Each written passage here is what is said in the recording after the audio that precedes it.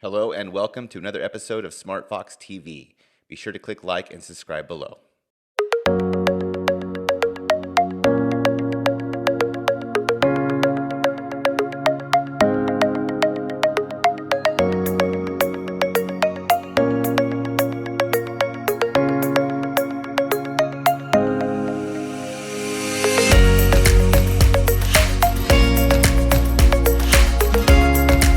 Today, I will be giving an overview of the books available by Kobe Bryant.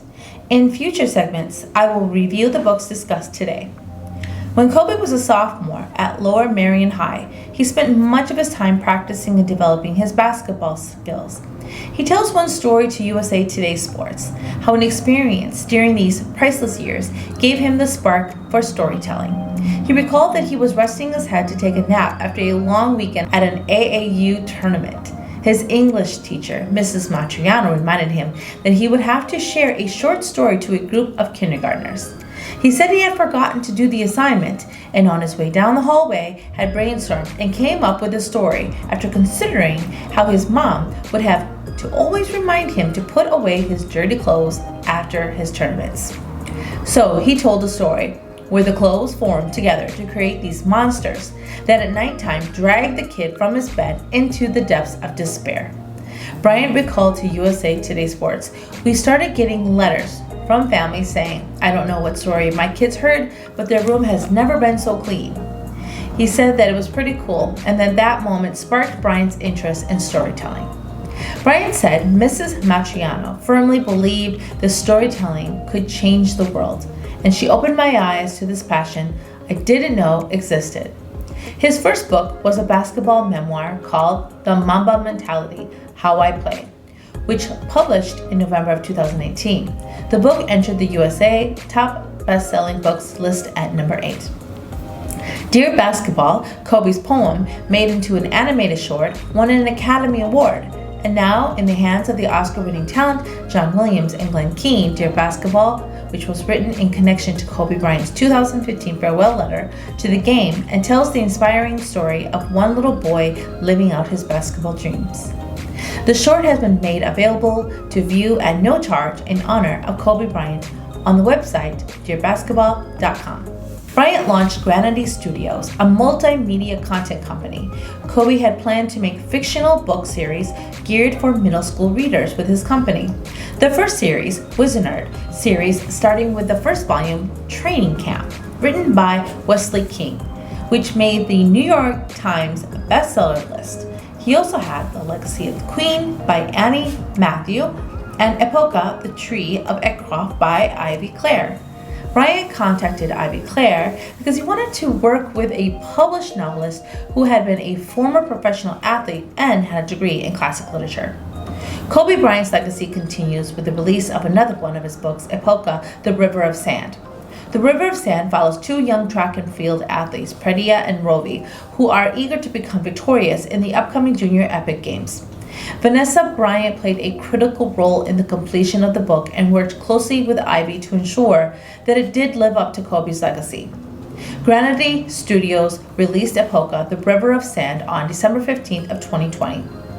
Additionally, Vanessa also announced the release of the former NBA star's first young adult book, Geese Are Never Swans, created by Kobe and written by psychologist Eva Clark. The book follows the story of Gus, a young boy who dreams of making it to the Olympics as a swimmer. His goal is similar to that of his late brother Danny, who died by suicide after failing to make the nationals team himself. Despite a myriad of trials and tribulations, Gus begins to learn the healing power of sports. We're so proud to continue Kobe's mission to teaching the power of emotion to the next generation of athletes. The novel focuses on the importance of mental health amongst young athletes and how sports can help overcome some of life's greatest setbacks. That's all I have for the second series of Putting Literature in the Spotlight.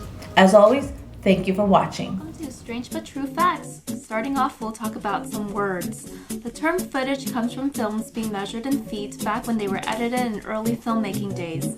The stage before frostbite is called frostnip. That's when your skin may start burning from the cold and becomes a dark pink color. Bluetooth technology was named after the 10th century Viking king, King Harald Bluetooth.